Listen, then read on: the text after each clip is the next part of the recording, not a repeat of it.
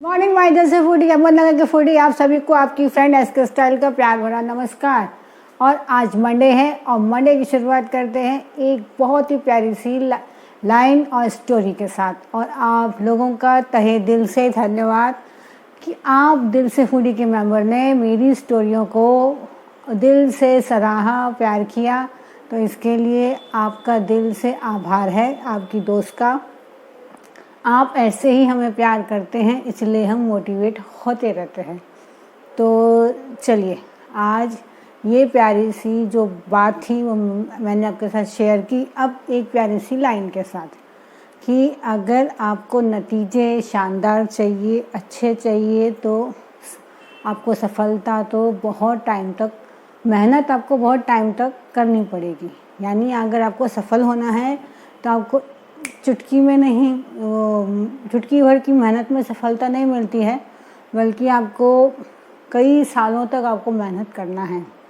तो चलिए अब एक कहानी सुनाते हैं। ये कहानी एक राहुल नाम के लड़के की है। राहुल बहुत ही होनहार लड़का था, बहुत सारे कला उसके अंदर थी। उसका ग्रेजुएशन, पोस्ट ग्रेजुएशन सब कंप्लीट था, हो गया। अब उसके माँ बाप ने बोला कि इसका इंटरेस्ट देखा तो देखा कि उसको नौकरी में इंटरेस्ट नहीं है, उसका इंटरेस्ट बिजनेस में है। तो उसकी हुनर को देखते हुए उसके माँ बाप ने पैसा लगाया और उसके लिए एक बिज़नेस खोल के दिया। पर वो जो राहुल था तो बहुत टैलेंटेड, उसके अंदर पेशेंस नहीं था। उसको लगता था कि जो मैं करूँ बस वो चुटकियों में मुझे उसकी सफलता हासिल हो जाए। पहले उसके माँ बाप ने एक बिज़नेस खोल के दिया, तो बिज़नेस उसको बिज़नेस में कुछ समय में ही बोर होने लगा। उसको जैसी सक्सेस चाहिए थी वैसा मिला नहीं, तो उसने सोचा कि मैं बिज़नेस बदल दूँ। उसने अपने माँ बाप के सामने ये बात रखी। उसके माँ बाप ने बोला ठीक है बेटा मेरा है, सही बोल रहा होगा, पैसा तो है अपने पास। उन्होंने दूसरे बिज़नेस में और पैसा लगाया। वहाँ भी राहुल ने कुछ समय काम किया, कुछ समय में वो उस बिज़नेस पे भी वो बोर हो गया। फिर उसने ऐसे करके 4-5 बिज़नेस बदल दिए। एक बार उसके माँ बाप ने उसको बोला बेटा अगर तू ऐसा ही करता रहा तो तू कमाएगा क्या, तू अपने पैरों पे खड़ा कैसे होगा, तू हमारी तो छोड़, तू अपना जीवन कैसे संवारेगा, तू इस बात का मुझे बता। राहुल ने बोला मैं आपके पैसे फालतू थोड़ी ना वेस्ट कर रहा हूँ, बिज़नेस कर रहा हूँ, ढंग का बिज़नेस करना चाहता हूँ, अपने पैरों पे खड़ा होना चाहता हूँ, कुछ ऐसा वैसा थोड़ी ना मैं फालतू काम करना चाहता हूँ।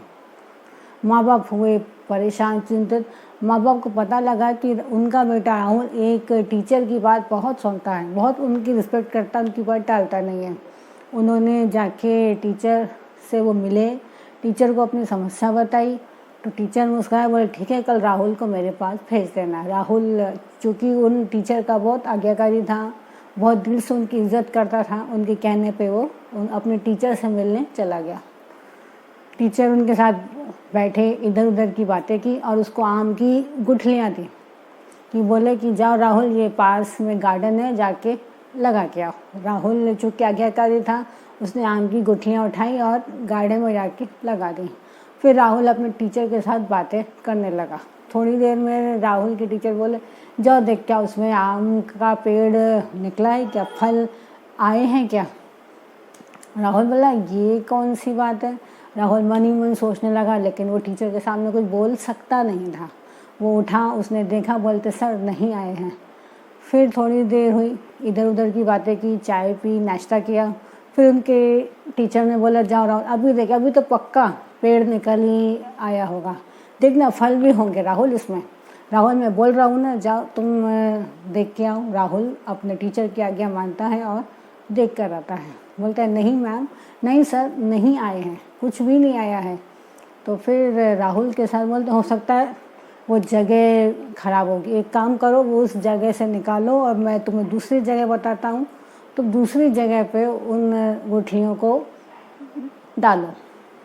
राहुल चूँकि बहुत इरिटेटेड था हो रहा, लेकिन सर के सामने कुछ बोल नहीं सकता था। उसने जैसा जैसा सर बोलते जा रहे थे वैसा वैसा उसने किया। ऐसा उसने 3-4 बार किया। यहाँ से गुठलियाँ निकालता, फिर वहाँ डालता, फिर वहाँ से निकालता, फिर और कहीं डालता, और बार बार उसके सर यही बोलते जाओ देख के आओ पेड़ आया है क्या, फल है क्या उसमें आए। राहुल अभी बहुत चिड़चिड़ होने लगा था।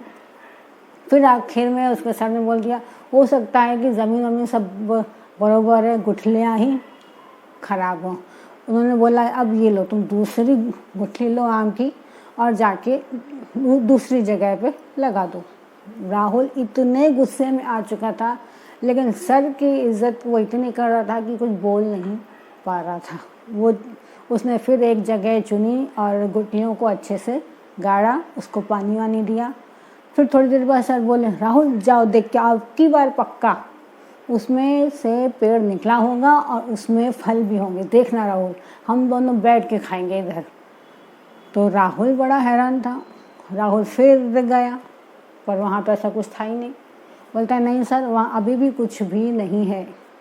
फिर थोड़ी देर बाद फिर सर बोलते हैं, जाओ राहुल, अब की बार होगा, अब की बार वहाँ वो पक्का एक बड़ा सा विशाल पेड़ होगा और उसमें बहुत सारे फल होंगे। तो अब आया राहुल को गुस्सा। अब उसके गुस्से का पहाड़ टूटा सर के ऊपर। बोले, सर क्या आप पागलों जैसी बातें कर रहे, इतने बड़े प्रोफेसर, इतने बड़े कॉलेज के आप, इतने सालों से आप बच्चों को सिखा रहे हैं, साइंस के आप प्रोफेसर, आपको ये भी नहीं समझता कि क्या 1 मिनट में क्या गुठली में से पेड़ निकलता है क्या? सर आप तब से मुझे पागल बनाए जा रहे हो। मैं तब से सोच रहा हूँ कि मैं आपकी रिस्पेक्ट करता हूँ, मैं आपके अगेंस्ट एक शब्द ना बोलूँ, लेकिन सर आपने मुझे मजबूर किया है अब। तो सर मुस्कुराए और मुस्कुरा के राहुल को बोलते हैं कि राहुल, वही तो मैं तुम्हें समझा रहा हूँ, जब एक गुठली में से पेड़ बनने में समय लगता है तो तुमने जो इतना बड़ा बिजनेस का प्लांट डाला है उसको भी तो वृक्ष बनने में समय लगेगा।